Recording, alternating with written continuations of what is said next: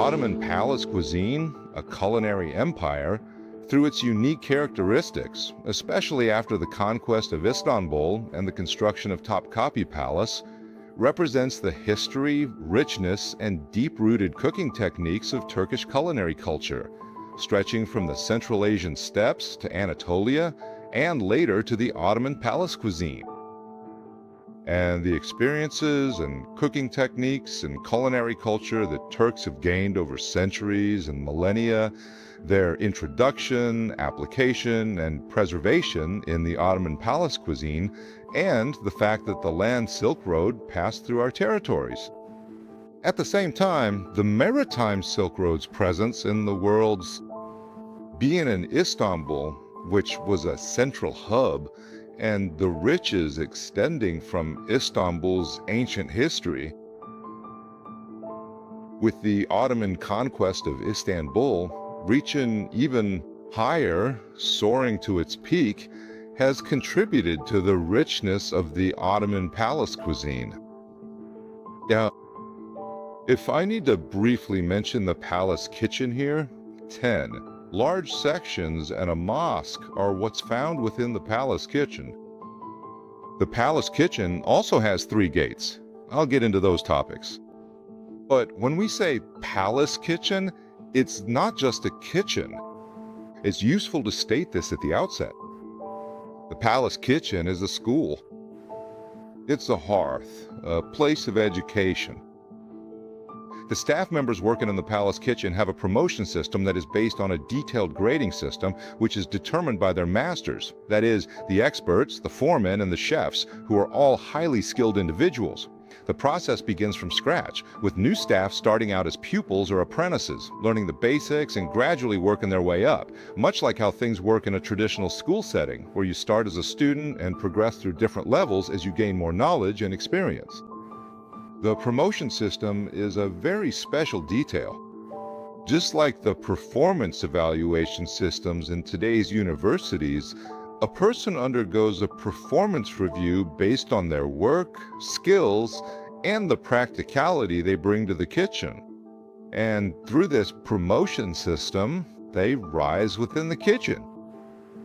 To give an example, just as there are students studying in the harem, and if the harem is a school, the kitchen is also a school, and at the end of the promotion system, a pupil can even become a mutafariqa. So what is a mutafariqa? Mutafariqa were special officials who could even enter the Sultan's private service when needed, or were specially assigned by the vizier, the viziers, or the Sultan himself, and sent to Anatolia or any other suitable city. Of course, we'll go into more detail on this subject in the later parts of our conversation. As I mentioned before, the Ottoman palace kitchen primarily consists of 10 sections. If we were to briefly mention the sections within the palace kitchen, which consists of 10 sections, Matbay Amira, the main kitchen, the Helvah house, the imperial pantry, the sherbet house, the birdhouse kitchen, the cook's quarters, the kebab house, the fish house, the vegetable house, the dough house, as well as the primary name given to the Sultan's kitchen, Cuisine, which was known as the private kitchen, and in later periods, additional kitchens that eventually became part of these main kitchens, such as the Valide Sultan's kitchen, the Aga's kitchen, and the Chief Black Eunuch's kitchen, were also included among the main kitchen sections. The Topkapi Palace kitchen was built on 5,250 square meters, and after being damaged in a fire later on, if I remember correctly, it was extended by 2.5 zira. Let me mention that zira was a unit of measurement in the Ottoman Empire. The main sections of the Ottoman palace kitchen, where 1,200 to 1,600 people worked, over time reached different staff numbers. If we evaluate the people who cooked for the Sultan in the Sultan's kitchen according to their titles, there were 50 different head chefs, 30 chefs, and 20 palace pages. In the Sultan's kitchen, at a low level, Not people with the status of apprentice, assistant, or journeyman, but specially selected with special experience. There were chefs who were reliable people. If we consider the doors of the kitchen, it has 3 separate doors. One of these doors is the lower kitchen door, another is the private kitchen door, and the third, the door, is the Helvah. According to 16th century records, the private kitchen had 17 master chefs, 12 journeymen, and 1 head chef, totaling 30 people. The information I just gave you is from a later period. We can define the initial data as 30 people cooking for the Sultan.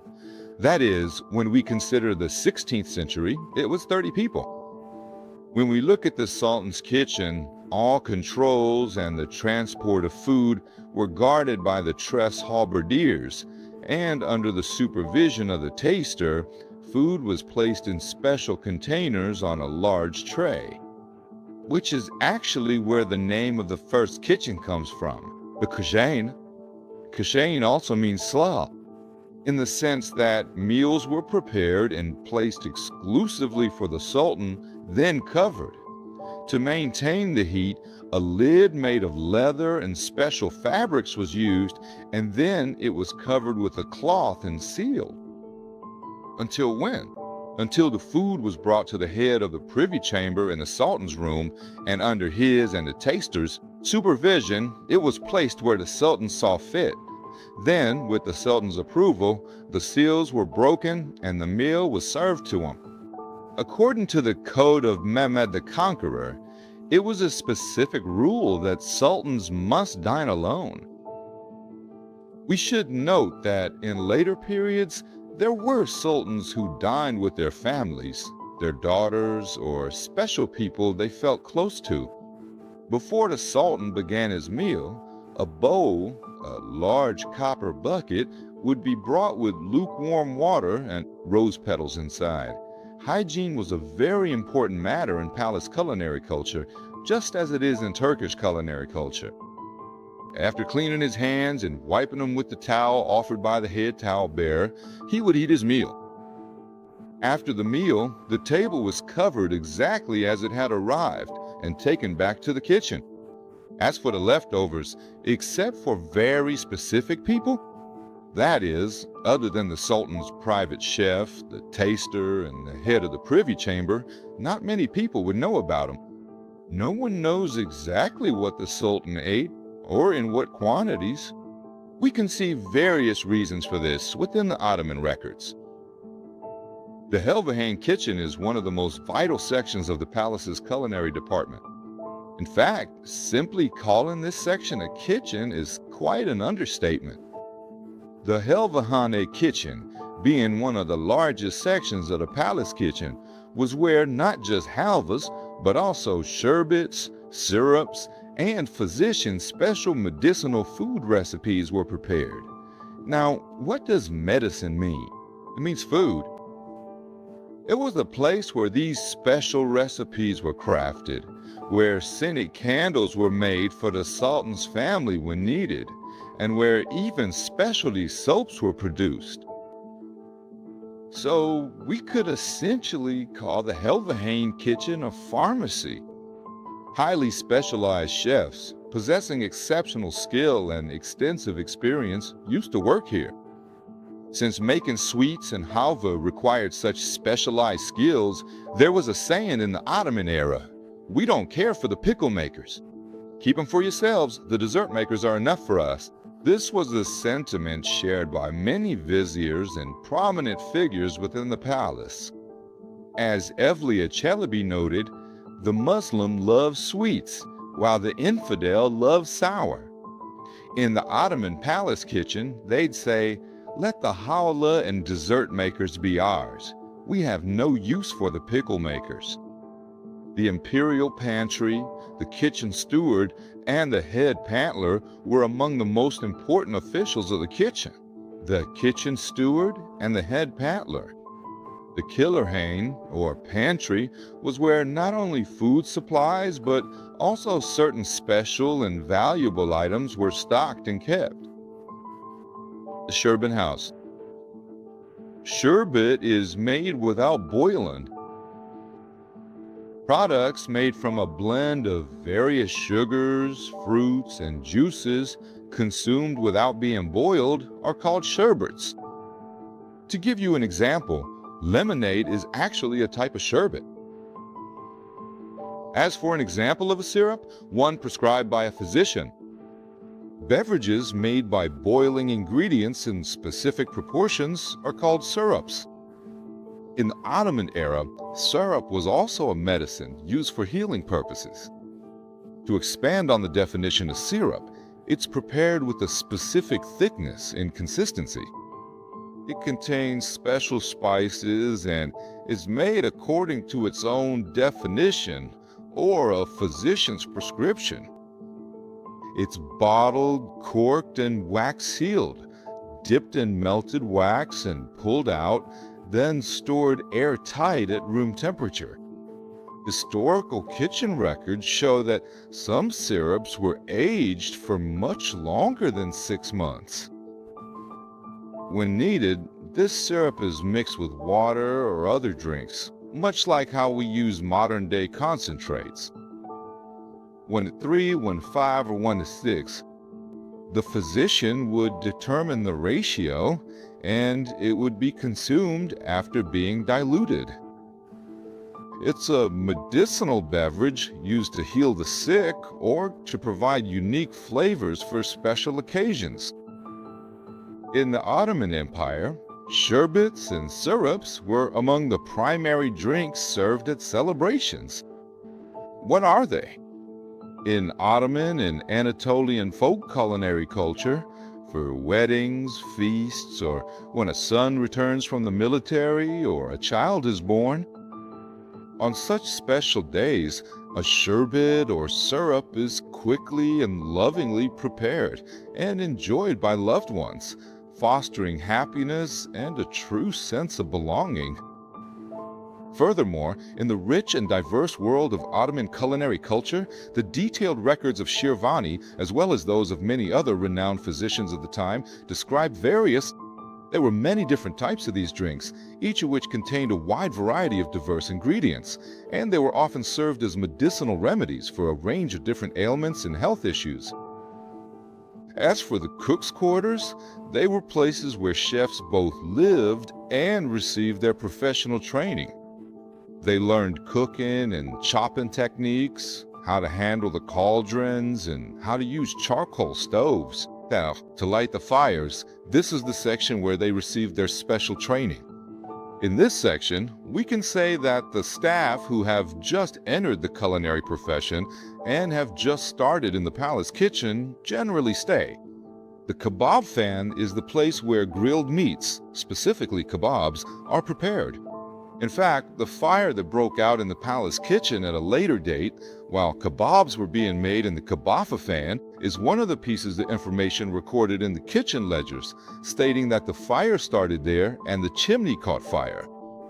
We mentioned the balakhane, and even during the reign of Mahmud II. There are fish dishes, fish.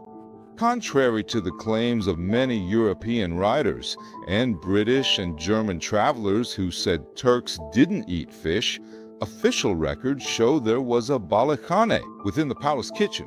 So fish was for the palace kitchen, for the pashas and the agas. Especially for some of our sultans, it was a very important source of nutrition and one of the foods to be consumed within the balance of humors. The sebzahana is where vegetables brought from outside were stored in different sections at specific temperatures without losing their freshness and made ready for consumption. That is, the section where they were washed, cleaned, chopped, and prepared to be delivered to the kitchen for cooking. The hamurhan, also referred to habazeni hasa in our kitchen ledger records, was used not only for the bread made for our bakers, but also for many other foods, pastries, buns, and so on. The section where their dough was also prepared by dough makers, usually strong and powerful people, is called the hamurhane. Among these, we should also specifically mention and highlight the Haas kitchen, which notably belonged to the Sultan himself. Over time, it is important to note that different kitchen names and designations were gradually added to the main kitchen sections. These additions reflected the evolving needs and organization of the palace kitchens. The Valide Sultan kitchen is the kitchen section where meals were prepared for the Sultan's family, his mother, his family, his children, and his close relatives. We should specifically mention that the meals for the girls in the harem quarters were also cooked here. The August kitchen and the kitchen of the chief eunuch, although located in the lower section, there are kitchens even further down. For people like the harem agas and the gate agas in the kitchen, because the harem chiefs and the gatekeepers, even though they were different personalities, in terms of status and authority, they were quite powerful individuals. They were aware of many events and matters occurring in the palace, almost like this is where the meals were prepared for those we could call the memory of the palace.